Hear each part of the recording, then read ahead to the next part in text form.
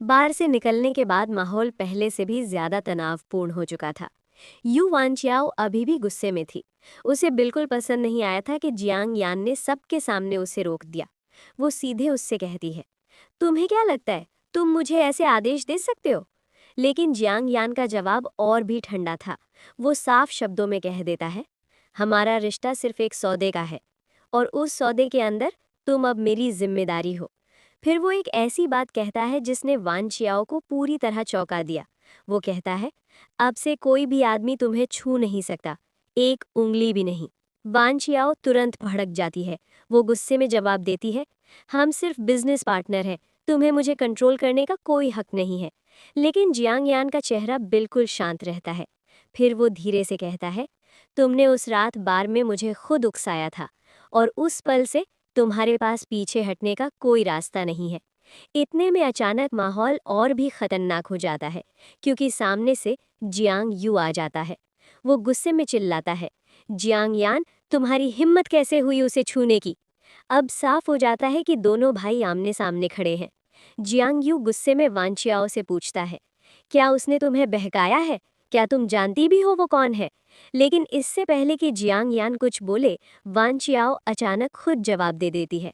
वो सीधे कह देती है, हाँ, मुझे वही पसंद है। ये सुनकर जियांग यू का गुस्सा और बढ़ जाता है। उसे यकीन ही नहीं होता कि वान चियाओ उसके सामने ऐसा बोल सकती है।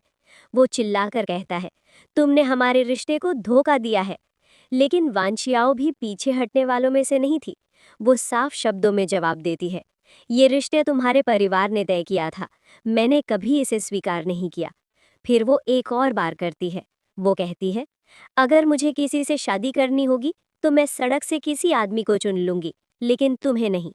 ये सुनकर जियांग यू पूरी तरह भड़क जाता है। लेकिन जियांग यान तुरंत बीच में आ जाता है। वो अपने भाई से ठंडे अंदाज में कहता है, जो चीज़ तुम्हारी नहीं है उस पर अधिकार जताने की कोशिश मत करो। फिर वो उसे एक और धमकी देता है।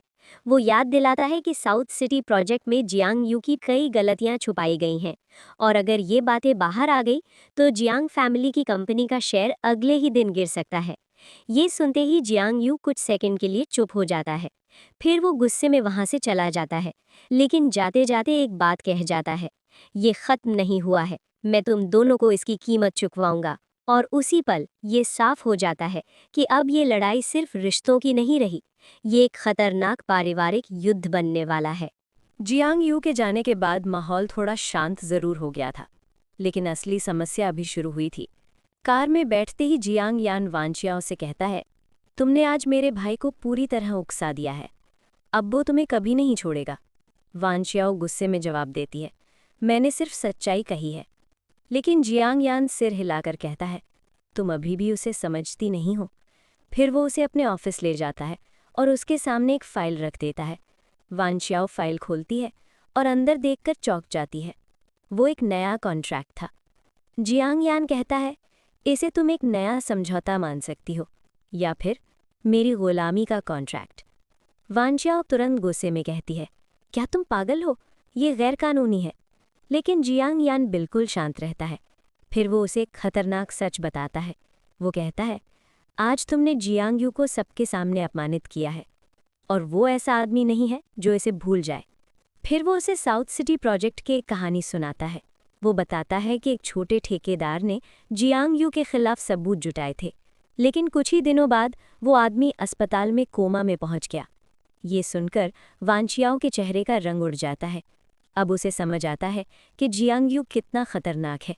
जियांग यान धीरे से कहता है, अब वो तुम्हारे पीछे पड़ेगा और अगर तुमने मेरा साथ नहीं दिया तो वो तुम्हें भी नहीं छोड़ेगा। वानचियाओ कुछ देर तक चुप रहती है। फिर आखिरकार वो कहती है, ठीक है, मैं तुम्हारे साथ काम करूंगी। लेकिन वो एक चेतावनी भी देती है। वो कहती है, अगर मेरे भाई को कुछ हुआ तो मैं तुम्हें भी साथ लेकर मरूंगी। जियांग यान हल्का सा मुस्कुराता है क्योंकि उसे पता था कि अब उसका सबसे ज़रूरी मोहरा उसके साथ जुड़ चुका है। फिर वो अपना असली प्लान बताता है। वो कहता है, इस वीकेंड जियांग फैमिली की एक चैरिटी गाला होने वाली है और जियांग यू वहाँ ज़रूर आएगा। फिर वो बताता है कि जियांग यू के स्टडी रूम में एक सेफ है जिसमें उसके ब्लैक मार्केट के सारे अकाउंट्स छुपे हुए हैं। जियांग यान कहता है, मुझे वो डेटा चाहिए। वांचियाओ तुरंत चौंक जाती है। वो कहती है, क्या तुम पागल हो? ये जियांग फैमिली का घर है। लेकिन जियांग यान मुस्कुरा देता है और कहता है, तुम उसकी मंगेतर हो। उसके स्टडी रूम में जाना तुम्हारे लिए बिल्कुल सामान्य होगा। फिर वो उसे एक छोटा सा डिवाइस देता है, एक मिनी स्कैनर। वो समझाता है, बस इसे सेफ के पास 3 सेकंड के लिए रखना और सारा डेटा कॉपी हो जाएगा। वांचियाओ अभी भी हिचकिचा रही थी, लेकिन तभी अचानक दरवाजे पर दस्तक होती है और बाहर से आवाज़ आती है, दीदी दरवाज़ा खोलो। वांचियाओ तुरंत घबरा जाती है क्योंकि वो आवाज़ उसके छोटे भाई की थी और जियांग यान हल्का सा मुस्कुराकर कहता है, लगता है तुम्हारी कमज़ोरी खुद चलकर यहाँ आ गई है। और उसी पल इस खतरनाक खेल में एक नया मोहरा प्रवेश कर चुका था।